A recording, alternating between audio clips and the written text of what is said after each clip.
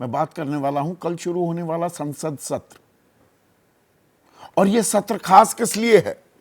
क्योंकि कल बजट सत्र शुरू होने वाला है और 23 जुलाई को फुल फ्लेजेड पूर्णकालिक एक बजट पेश किया जाएगा।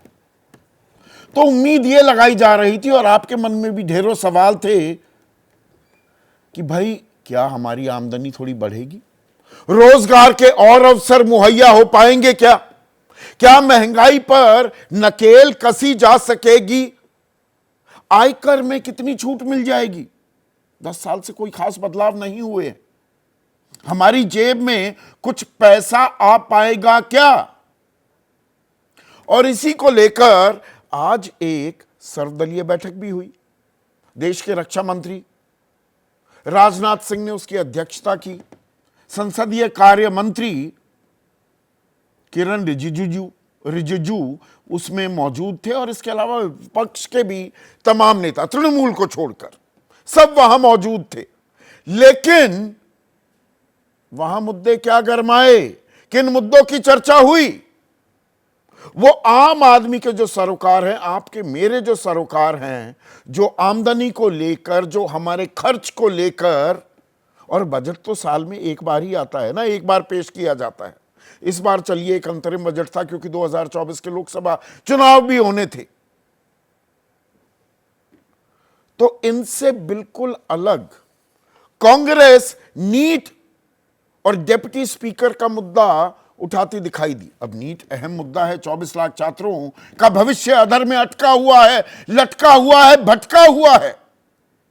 अब राज्यवार, रीजन वाइज, सेंटर वाइज भी डिटेलिंग तो आ गई है, लेकिन क्या विवाद खत्म हो गया है? क्या दोबारा रीनीट होगा, यानी कि दोबारा इम्तिहान होगा, रीनीट होगा, या जो आ गए नतीजे उन्हीं की बिना पर दाखिले की प्रक्रिया शुरू होगी? अभी काउंसलिंग भी अधर में अटकी हुई है।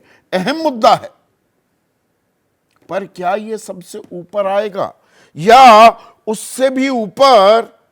अब कांवड़ यात्रा कल से वो शुरू हो जाएगी। सावन का पहला सोमवार कांवड़ यात्रा शुरू, लेकिन उससे पहले ही घमासान, राजनीतिक घमासान शुरू हो चुका है नेम प्लेट को लेकर, पहचान को लेकर, शिनाख्त को लेकर कि दुकानदारों को नाम लिखना होगा अपना। इसमें 2006 के मनमोहन सिंह सरकार द्वारा लाए गए एक कानून का हवाला भी दिया जा रहा है, लेकिन उसमें वो सी सर्टिफिकेट की बात थी ना। यहां पर क्या सबका साथ सबका विश्वास नारा एक तरफ बुलंद किया जा रहा है, लेकिन एक अविश्वास भी पैदा किया जा रहा है क्या, एक समुदाय विशेष के खिलाफ।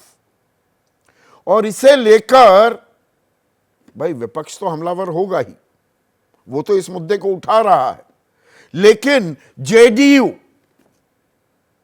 एलजेपी रामविलास पासवान गुट, आरएलडी, अब वो लगातार हमलावर होते दिख रहे हैं और इसमें एनसीपी अजित पवार गुट भी जुड़ गया है। और अभी हमने आपको हेडलाइन सुनाई थी, तो हिंदुत्व के मुद्दे पर बीजेपी बैकफुट पर जाने को तैयार तो है नहीं। जो ये हिंदू मुसलमान का नैरेटिव, इसे वो आगे बढ़ाना चाहते हैं।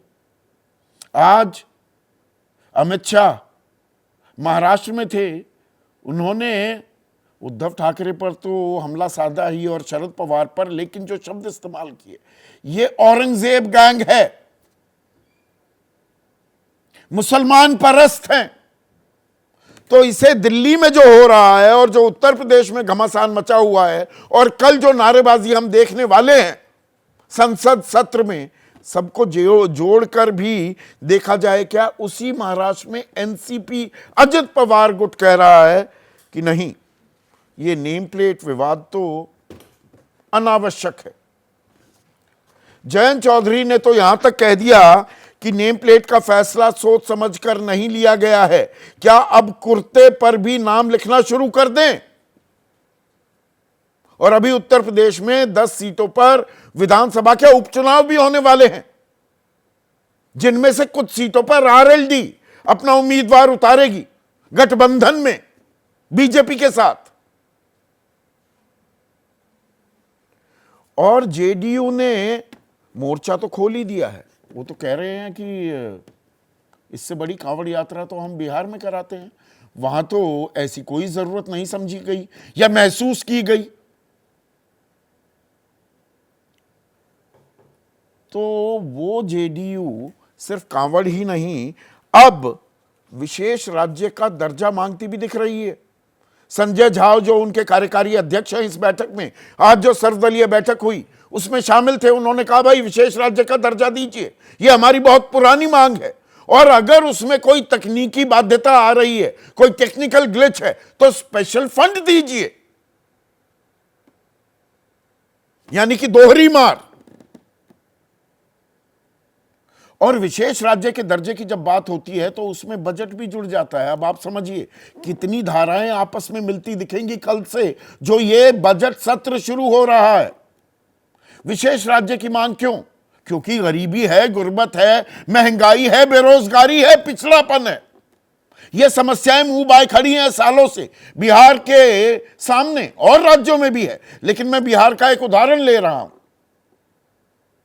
तो विशेष राज्य का दर्जा हो जाएगा तो 90% फंड्स जो हैं वो केंद्र से मिलेंगे, बाकी राज्यों को तो 30% या 60-40 या 70-30 का फॉर्मूला दिया जाता है, यहां 90-10 का होगा। तो विशेष राज्य का दर्जा कहीं ना कहीं आपकी माली हालत से, आपके रोजगार से, आपकी महंगाई से, आपकी आमदनी से भी जुड़ जाता है। और इसमें आरजेडी ने भी सुर में सुर मिलाया है, और सरकार है जेडीयू और बीजेपी की। लेकिन यहां भी एक दिलचस्प खेल हुआ। उड़ीसा सरकार अब चली गई है नवीन पटनायक की, बीजेडी की, वो भी विशेष राज्य का दर्जा मांगते दिखाई दिए उड़ीसा के लिए, जहां अब बीजेपी की सरकार है। लेकिन सबसे अहम बात होती दिखाई दी है, रोचक बात, आंध्र में, जहां पर यह कयास लगातार लगाए जा रहे थे और यह बात कहती सुनाई भी पड़ रही थी जब सरकार की फॉर्मेशन हो रही थी 4 जून को, जब नतीजे आए और यह तय हो गया कि भाई चंद्रबाबू नायडू, उनकी पार्टी टीडीपी बीजेपी के साथ होंगी कि विशेष राज्य के दर्जे को लेकर वो अपनी मांग रखेंगी। लेकिन सर्वदलीय बैठक में टीडीपी ने मांग नहीं रखी, वाईएसआर कांग्रेस ने यह मांग रखी, जगन मोहन रेड्डी ने। अब वो धरने पर भी बैठने को तैयार हो रहे हैं। तो टीडीपी की चुप्पी क्या संकेत दे रही है? ब्रीदिंग स्पेस देगी क्या बीजेपी को? दिल्ली में जो ये एनडीए की सरकार है, और अभी तक टीडीपी ने कांवड़ विवाद पर अपने पत्ते नहीं खोले हैं। हालांकि आरक्षण पर जब विवाद हुआ था, अरे सब आरक्षण मुसलमानों को दे दिया जाएगा, ये एक नैरेटिव चला था लोकसभा चुनाव के दौरान। तो टीडीपी अपने राज्य में, जहां पर विधानसभा चुनाव भी हो रहे थे, लगातार मुसलमानों के लिए 4% आरक्षण की पैरवी भी करती दिखाई दे रही थी। तो कल जो सत्र शुरू होगा उसमें कावड़, हिंदू, संविधान, इसकी गूंज सुनाई देगी। संविधान, अभी 12 जुलाई को सरकार ने अधिसूचना जारी की, 25 जून को, अब 25 जून के 17 दिन बाद यह अधिसूचना जारी की कि 25 जून को संविधान हत्या दिवस के तौर पर मनाया जाएगा, क्योंकि 1975 में 25 जून को इमरजेंसी लागू की थी इंदिरा गांधी ने। और ये करना क्यों जरूरी पड़ा? क्योंकि चुनाव में, लोकसभा चुनाव में संविधान की प्रतियां लेकर विपक्ष जो घूमा, और जी ये 400 पार का नारा इसलिए लगाया जा रहा है कि संविधान बदल दिया जाएगा, वो नैरेटिव भी गड़ा। बीजेपी वाले मान रहे हैं कि नहीं, इसकी काट हम नहीं ढूंढ पाए। तो संविधान के रक्षक और संरक्षक बनते जो विपक्ष दिखाई दिया, उसकी एक काट ये दिखी। और आज बजट सत्र से ठीक पहले अनुराग ठाकुर, केंद्रीय मंत्री थे, इस बार सिर्फ सांसद रह गए हैं, उन्होंने कहा संविधान के प्रति राहुल गांधी और उनकी कांग्रेस का कुछ ज्यादा ही प्रेम दिख रहा है। संविधान की कॉपी दिखाने या उस पर झूठी कसम खाने से सच्चाई नहीं बदल जाएगी। और ये जो कांवड़ को लेकर हिंदू मुसलमान हो रहा है, सुप्रीम कोर्ट में एक याचिका भी दाखिल कर दी गई है, इसमें भी संवैधानिक सवाल कहीं ना कहीं उठता दिखाई देगा। ऐसे में आज का सीधा सवाल देश की सबसे बड़ी पंचायत में क्या चर्चा होती दिखाई देगी? कांवड़, हिंदू संविधान, संसद में नया घमासान और रोजगार टैक्स, महंगाई, बजट में होगी आपकी सुनवाई। चर्चा तो इन पे होनी चाहिए थी ना, बाकी मुद्दे भी अहम हैं, लेकिन रोजगार टैक्स, महंगाई ये कहीं दबकर रह जाएंगे क्या? कांवड़, हिंदू संविधान, विशेष राज्य के दर्जे की मांग को लेकर